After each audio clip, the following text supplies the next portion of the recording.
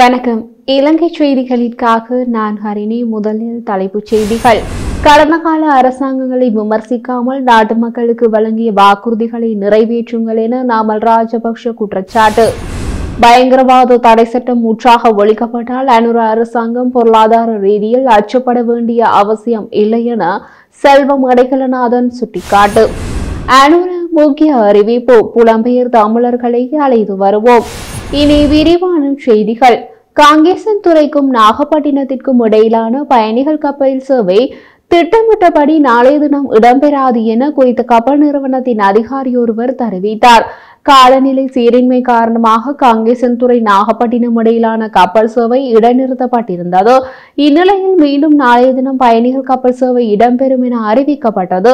இருப்பினும் காலநிலை சீரின்மை காரணமாக நாளைய தினம் கப்பல் சேவை இடம்பெறாது என்றும் எதிர்வரும் ஜனவரி 6ஆம் தேதியே பயணிகள் கப்பல் சேவை இடம்பெறும் எனவும் அவர் தெரிவித்தார். புதிய அரசியல் கலாச்சாரத்தின் ஆரம்பத்துடன் தான் இந்த புத்தாண்டு மலர்ந்துள்ளது.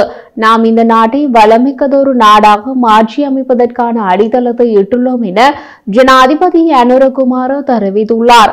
கிளீன் ஸ்ரீலங்கா அல்லது தூய்மையான இலங்கை தேசிய வேலை திட்டத்தை ஆரம்பித்து வைத்து உரையாற்றும் போதே ஜனாதிபதி மேற்கண்டவாறு தெரிவித்தார். குடும்ப ஆட்சி, ஊழல், வீண்விரயங்கள், அதிகார துஷ்பிரயோகம், மக்களுக்கு எதிரான செயற்பாடுகள் அனைத்தையும் மக்கள் இன்று புறக்கணித்துள்ளார்கள். எமது பொருளாதாரம் கடந்த காலங்களில் வங்குரோத்து நிலைக்கு சென்றிருந்தது. கடந்த ஆண்டு இறுதி கட்டத்தில் வங்குரோத்து நிலையிலிருந்து மீள்வதற்கான சந்தர்ப்பம் எமக்கு கிடைத்தது. இன்று பொருளாதாரம் சற்று நிலைப்படுத்தப்பட்டுள்ளதுடன் இதனை இன்னும் பலப்படுத்தும் வகையில் செயற்பாடுகளை அரசாங்கம் என்ற வகையில் மேற்கொள்ள நாம் தயாராக உள்ளோம். அத்தோடு எமது நாட்டின் பாதுகாப்பையும் நாம் பலப்படுத்தியுள்ளோம். கடந்த ஆண்டு அருகம்பை பகுதியை இலகு வைத்து தாக்குதல் நடத்தப்படலாம் என்று தெரிவிக்கப்பட்டது. ஆனால் எமது போலீசாரும் முப்படையினரும் இணைந்து நாட்டின் தேசிய பாதுகாப்பை உறுதிப்படுத்தியுள்ளார்கள். நாம் படிப்படியாக சட்டத்தின் ஆட்சியை பலமாக்க வேண்டும். கடந்த காலங்களில் சட்டத்தின் ஆட்சி இல்லாத ஒரு நாடாகவே எமது நாடு காணப்பட்ட நிலையில் குற்றவாளிகள் சட்டத்திற்கு மேலிருந்து தப்பித்துக் கொண்டிருந்தார்கள். அரசியல்வாதிகள் தங்கள் நினைத்தவாறு சட்டத்தை மாற்றி அரசியலமைப்பை மீறினார்கள். எமது நாட்டின் முன்னாள் ஜனாதிபதிகளுக்கு எதிராக உயர் நீதிமன்றமே அரசமைப்பை மீறியுள்ளார்கள் என்று தீர்ப்பளித்துள்ளது. இந்த நிலைமையை நாம் மாற்றி அமைப்போம். அத்தோடு ஊழல், வீண்விரயங்களும் எமது நாட்டின் ஒரு நோயை போன்று பரவியுள்ளது. இதனை வேரோடு இல்லாதொழிக்க வேண்டும். சட்டமா அதிபர் திணைக்களம் இதற்கான முழுமையான ஒத்துழைப்பை வழங்க வேண்டும். அரச அதிகாரிகளுக்கும் தங்களுக்கும் வழங்கப்பட்டுள்ள பொறுப்புகளை சரியாக உணர்ந்து கடமைகளை நிறைவேற்ற வேண்டும் என்று இவ்வேளையில் கேட்டுக்கொள்கிறேன். நாங்கள் மக்களை வறுமையிலிருந்து மீட்டெடுக்க வேண்டும் என்பதுதான் எமது அரசாங்கத்தின் பிரதான நோக்கமாகும். பொருளாதாரம் ஒரு தரப்பிடம் மட்டும் குவிந்திருந்தால் ஒருபோதும் வறுமையை இல்லாதொழிக்க முடியாது. இதனை ஒழிக்கும் வகையில் நாம் வரவு செலவு திட்டத்தில் நடவடிக்கைகளை எடுத்துள்ளோம். இரண்டாவதாக நாட்டை டிஜிட்டல் மயமாக்க வேண்டும். மூன்றாவதான கிளீன் ஸ்ரீலங்கா திட்டத்திற்கு அமைய அனைத்து துறைகளையும் தூய்மையாக்க வேண்டும். மேலும் எமது நாடு மிகவும் அழகானதொரு நாடாகும். ஆனால் இந்த அழகான நாட்டில் 2023ஆம் ஆண்டில் மட்டும் யானை மனிதன் மோதலில் 182 பேர் உயிரிழந்துள்ளார்கள். 2023ஆம் ஆண்டில் 484 யானைகள் மனிதர்களால் கொல்லப்பட்டுள்ளன. இதுதான் நாட்டின் நிலைமை. வெள்ளம், மண் சரிவு உள்ளிட்ட இயற்கை அனர்த்தங்களினாலும் அதிகளமானோர் உயிரிழந்துள்ளார்கள். எமது நாட்டு சொத்துக்களையும் மக்களையும் பாதுகாப்பதே கிளீன் ஸ்ரீலங்கா திட்டத்தின் பிரதான நோக்கமாகும். அதே நேரம் மக்களுக்கும் தங்களின் உயிரின் பெருமதி தெரியாமல் உள்ளது. நான் ஏன் இவ்வாறு கூறுகிறேன்? ஏனெனில் கடந்த ஆண்டு மட்டும் நீரில் மூழ்கி 595 பேர் உயிரிழந்துள்ளார்கள். வாகன விபத்துகளில் 2321 பேர் கடந்த ஆண்டு உயிரிழந்துள்ளார்கள். ஒரு நாளைக்கு 7 பேர் விபத்துக்குள்ளாக உயிரிழந்துள்ளார்கள். தங்களதும் பிறரின் உயிர் தொடர்பாகவும் மக்களுக்கு கவலை இல்லாமல் உள்ளது. இந்த சமுதாயத்தை மாற்றி அமைக்க வேண்டிய பொறுப்பு எமக்கு உள்ளது. அத்தோடு மக்களுக்கு விஷமில்லாத உணவை வழங்க வேண்டிய பொறுப்பும் அரசாங்கத்திற்கு உள்ளது. விசேட தேவையுடையோர்களையும் ஒதுக்கிவிட்டு பயணிக்க முடியாது. ஒரு தரப்பை ஒதுக்கிவிட்டு பயணிக்கும் ஒரு சமூகம் ஒருபோதும் வளர்ச்சி அடைந்த சமூகமாக வளர்ச்சியடைய முடியாது. அரசு சொத்துக்களை பாதுகாக்க வேண்டிய பிரதான பொறுப்பு எம் அனைவருக்கும் உள்ளது. தனிப்பட்ட சொத்துக்களை பாதுகாக்கும் அளவுக்கு அரசு சொத்துக்களை இங்கு யாரும் பாதுகாப்பதில்லை. அரசு சொத்துக்கள் இந்த தலைமுறைக்கு மட்டும் உரித்தானது கிடையாது. மாறாக இவற்றை பாதுகாத்து அடுத்த தலைமுறையினருக்கு கையளிக்கும் செயற்பாட்டையும் கிளீன் ஸ்ரீலங்கா திட்டத்தில் உள்ளடக்கியுள்ளோம் என அவர் குறிப்பிட்டுள்ளார். இனப்பிரச்சனையை தீர்க்க கிளீன் ஸ்ரீலங்கா போன்ற கிளீன் சிந்தனையை கொண்டு வர வேண்டும் என இலங்கை தமிழரசு கட்சியின் நாடாளுமன்ற உறுப்பினர் ஸ்ரீதரன் தெரிவித்துள்ளார்.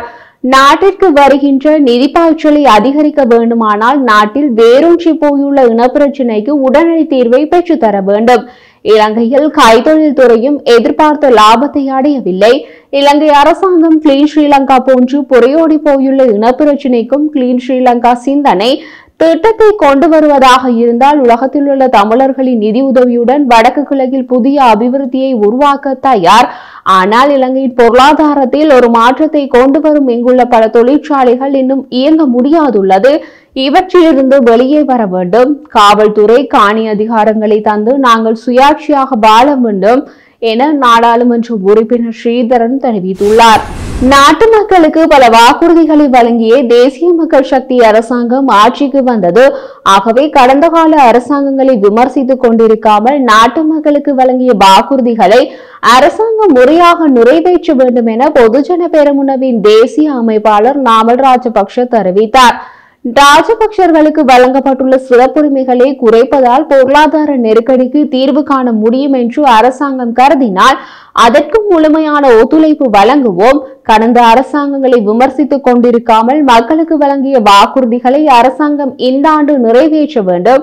ஸ்ரீலங்கா பொதுஜன பெரமுன காரியாலயத்தில் இன்று நடைபெற்ற கலந்துரையாடலின் பின்னர் ஊடகங்களுக்கு கருத்து தெரிவிக்கையிலேயே பொதுஜன பெரமுனவின் தேசிய அமைப்பாளர் நாமல் ராஜபக்ஷ மேற்கண்டவாறு தெரிவித்தார். நாட்டில் ஏற்பட்டுள்ள இனப்பிரச்சினை தீர்க்கப்பட்டு பயங்கரவாத தடை சட்டம் முற்றாக ஒழிக்கப்பட்டால் அனுர அரசாங்கம் பொருளாதார ரீதியில் அச்சப்பட வேண்டிய அவசியம் ஏற்படாது என வன்னி மாவட்ட நாடாளுமன்ற உறுப்பினர் செல்வம் மடைக்கலநாதன் தெரிவித்துள்ளார். அவர் மேலும் தெரிவிக்கையில் புலம்பெயர்ந்துள்ள எம் உறவுகள் எம் நாட்டை உயர்த்துவதற்கான வாய்ப்புகள் உள்ளது. எனவே நாட்டில் ஏற்பட்டுள்ள இனப்பிரச்சினை தீர்க்கப்பட்டு பயங்கரவாத தடை சட்டம் முற்றாக ஒழிக்கப்பட வேண்டும். இந்தியா இலங்கை ஒப்பந்தத்தின் இதனை ஜனாதிபதி கருத்தில் கொள்ள வேண்டும். மேலும் 13வது திருத்த சட்டம் இந்திய இலங்கை ஒப்பந்தம் இவை அனைத்தையும் நடைமுறைப்படுத்தக்கூடிய வகையில் செயற்பாடுகள் அமைய வேண்டும். எனவே இந்த புதிய ஆண்டில் எமது கிராம மக்கள் அனைத்து விதமான வசதிகளும் உள்ளது என்று கூறக்கூடிய வகையில் இந்த அரசாங்கம் செயல்பட வேண்டும். அதற்காக நாங்களும் ஒத்துழைப்பு வழங்க தயாராக இருக்கிறோம். இந்த வருடத்தில் பின்தங்கிய கிராமங்கள் முழுமையாக வளர்ச்சி பெற வேண்டும். அதற்கான செயற்பாடுகளை இந்த அரசாங்கம் ஏற்படுத்த வேண்டும். பிரிந்து செயல்படுகின்ற தமிழ் அரசியல் கட்சிகள் ஒன்றிணைய வேண்டும். நாங்கள் ஒற்றுமையாக செயல்படவில்லை என்றால் நம் மண்ணையும் மக்களையும் உதாசீனம் செய்யும் கட்சிகளாகவே நாம் இருப்போம். எதிர்வரும் காலங்களில் நாங்கள் ஒற்றுமையாக இல்லை என்றால் தேசிய கட்சிகள் எமது பகுதிகளில் வெற்றியடையக்கூடிய துர்பாக்கிய நிலை காணப்படும். எனவே எதிர்வருகின்ற தேர்தல்களில் நாங்கள் ஒற்றுமையாக செயல்படவில்லை என்றால் தென்பகுதியில் ஏற்பட்டுள்ள அனுரவின் நிலை வடக்கு கிழக்கிலும் ஏற்படும். இதனால் பாதிப்புகள் எமக்கு ஏற்படும் என்பது உண்மை. மக்களின் எதிர்பார்ப்பு தமிழ் கட்சிகள் அனைத்தும் ஒற்றுமையாக செயல்படுங்கள் என்பதே.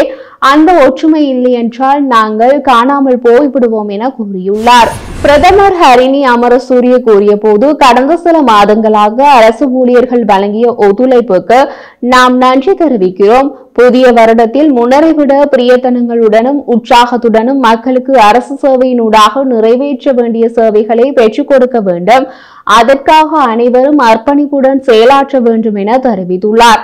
ஜனாதிபதி அனுரகுமாரவின் தலைமையில் இன்று ஆரம்பிக்கப்பட்ட கிளீன் ஸ்ரீலங்கா வேலை திட்டத்திற்கு இணைவாக பிரதமர் அலுவலகத்தில் கடமைகளை ஆரம்பித்த போதே பிரதமர் ஹரிணி அமரசூரிய இதனை தெரிவித்துள்ளார்.